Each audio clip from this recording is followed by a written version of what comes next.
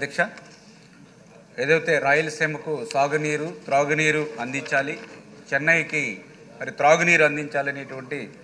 బహుళ ప్రయోజనాలతో ఆ రోజు అన్న నందమూరి తారక రామారావు గారు మరి డిజైన్ చేసినటువంటి ప్రాజెక్టు మన తెలుగు గంగ ప్రాజెక్ట్ అనేటువంటి విషయం మనందరికీ తెలుసు. ఏదైతే ఈ యొక్క తెలుగు గంగ సంబంధించినటువంటి మెయిన్ కెనాల్ ఏదైతే ఉందో మరి 0 నుంచి 96.13 కిలోమీటర్స్ అంటే ఏదైతే నంద్యాల చిట్ట చివర ఏదైతే కడప స్టార్టింగ్ ఏదైతే ఉందో అంటే ఈ నంద్యాల కడప సరిహద్దు వరకు కూడా ఆయకట్టు ఏదైతే అంటే ఈ 0 నుంచి 96.13 కిలోమీటర్ల వరకు ఉన్నటువంటి ఆయకట్టుకి అంతటికి కూడా వెలుగోడు బ్యాలెన్సింగ్ రిజర్వాయర్ ద్వారా ఇక్కడ సాగునీరు తాగునీరు అందిస్తున్నటువంటి పరిస్థితి అధ్యక్ష. ఈ రకంగా ఉన్నటువంటి ఈ యొక్క నంద్యాల జిల్లాలో ఉన్నటువంటి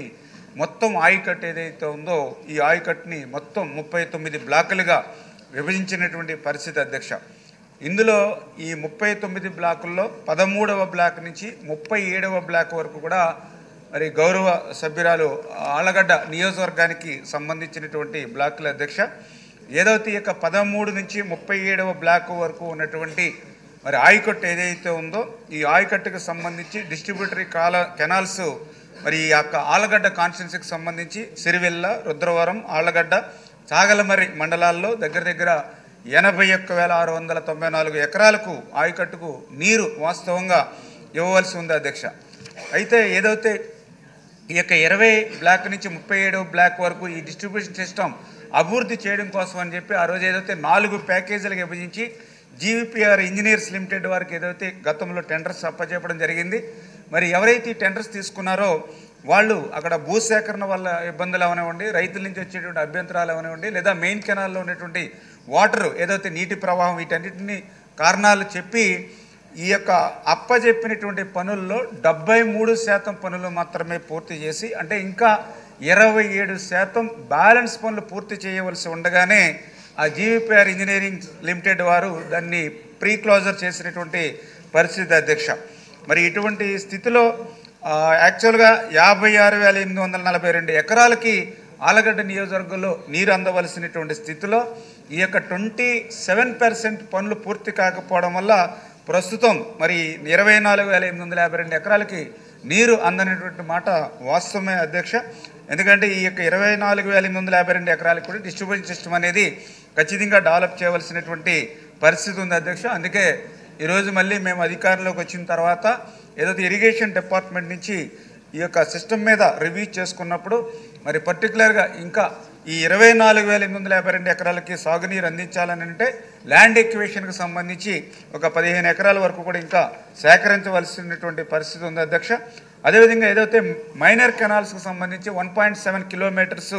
అదేవిధంగా సబ్ మైనర్ కెనాల్స్ సంబంధించి 32.225 కిలోమీటర్లు అంటే మొత్తంగా 33.925 కిలోమీటర్లు ఇంకా ఈ యొక్క మైనర్ అండ్ సబ్ మైనర్ కెనాల్స్ని ఇంకా తవ్వవలసి ఉంది, ఇంకా స్ట్రక్చర్స్ కూడా నిర్మాణం చేయవలసి ఉంది. అందుచేతే ఈ యొక్క 27% బ్యాలెన్స్ పనులు ఏవైతే ఉన్నాయో అవి పూర్తి చేస్తేనే 24,000 ఎకరాలకి సాగునీరు అందుతుంది. కాబట్టి గౌరవ మరి సభ్యులు చెప్పినటువంటి విధంగా మరి మేము కూడా దీని మీద ఎస్టిమేషన్స్ కూడా తయారు చేయమని బ్యాలెన్స్ పనుల కోసం సంబంధిత మా ఇంజనీరింగ్ అధికారులు కూడా ఆదేశించడం జరిగింది. మరి దగ్గర దగ్గర ఒక 100 కోట్ల రూపాయల వరకు కూడా ఈ బ్యాలెన్స్ పనులు పూర్తి అవ్వాలని అంటే అవసరం అవుతుందని చెప్పి ప్రాథమికంగా వాళ్ళు కూడా మరి ఎస్టిమేషన్స్ తయారు చేయడం జరుగుతుంది అధ్యక్ష. మరి ఈ ఎస్టిమేషన్స్ని తొందరలోనే ఫైనాన్స్ డిపార్ట్మెంట్కి పంపించి ఆ ఫైనాన్స్ శాఖ అనుమతులు వచ్చిన వెంటనే ఈ పనులు చేపడతామని చెప్పేసి మీ ద్వారా గౌరవ సభ్యులకు కూడా తెలియజేసుకుంటూ, అదేవిధంగా ఇంకా ఏదో అహోబిలం సంబంధించినటువంటి ఎస్టిమేషన్స్ కానీ అదేవిధంగా కేసీ కెనాల్కి సంబంధించిన ఆక్రమణలకు సంబంధించినటువంటి విషయాలు ఏవైతే గౌరవ సభ్యులు చెప్పారో వాటి మీద కూడా దృష్టి పెట్టి ఆ పనులు కూడా క్లియర్ చేస్తామని చెప్పి కూడా మరి మీ ద్వారా కూడా ఈ సందర్భంగా మరొకసారి తెలియజేసుకుంటూ, అదేవిధంగా మరి జయసూరి గారు కూడా నందికొట్కూరు శాసనసభ్యులు మరి శ్రీశైలం ముంపు బాధితులు నేను కూడా మొన్న హంద్రీనివ ప్రాజెక్టుకి సంబంధించి పర్యటనకి వెళ్ళినప్పుడు కూడా అక్కడ బాధితుల నుంచి కూడా నేను కూడా రిప్రజెంటేషన్ తీసుకుని వాళ్ళతో కూడా డిస్కషన్ చేయడం జరిగింది అధ్యక్ష. తప్పనిసరిగా ఆ యొక్క ముంపు బాధితులు ఎవరైతే ఉన్నారో వాళ్ళ సమస్య, అదేవిధంగా అలగనూరు రిజర్వాయర్ ఏదైతే 36 కోట్ల రూపాయలు ఏదైతే అని చెప్పారో మరి అది కూడా ఫైనాన్స్లో పెండింగ్లో ఉంది, అది కూడా క్లియర్ చేస్తామని చెప్పి కూడా తెలియజేసుకుంటూ, అదేవిధంగా పుట్టా సుధాకర్ గారు కూడా ఏదైతే బ్రహ్మసాగర్ అంటే ఈరోజు చంద్రబాబు నాయుడు గారి సారథ్యంలో ఇంచుమించు 91% పైన ఈరోజు రిజర్వాయర్లు నింపగలిగే అధ్యక్ష సక్సెస్ఫుల్గా. అయితే కొన్ని కారణాల వల్ల ఇంకా బ్రహ్మసాగర్ ఇవి కూడా అనుకున్నంత స్థాయిలో నింపలేనటువంటి పరిస్థితి ఏదైతే ఉందో, మరి కుందు నది లిఫ్ట్ ఏదైతే ఇప్పుడే గౌరవ సభ్యులు చెప్పినటువంటి ఏదైతే డిస్ట్రిబ్యూషన్ సిస్టమ్ ఏదైతే ఉన్నాయో ఇవన్నీ కూడా మరి ఫైనాన్స్ అంటే ఆర్థిక పరిస్థితి సహకరించినటువంటి స్థితిలో కూడా చంద్రబాబు నాయుడు గారి సారథ్యం ఒక్కొక్కటి కూడా ఈ సవాళ్ళను అధిగమిస్తూ ఈ పనులు కూడా త్వరితగతిన పూర్తి చేయడానికి ఆచరణలో ముందుకెళ్తామని చెప్పి మీ ద్వారా తెలియజేసుకుంటున్నాం అధ్యక్షుడు.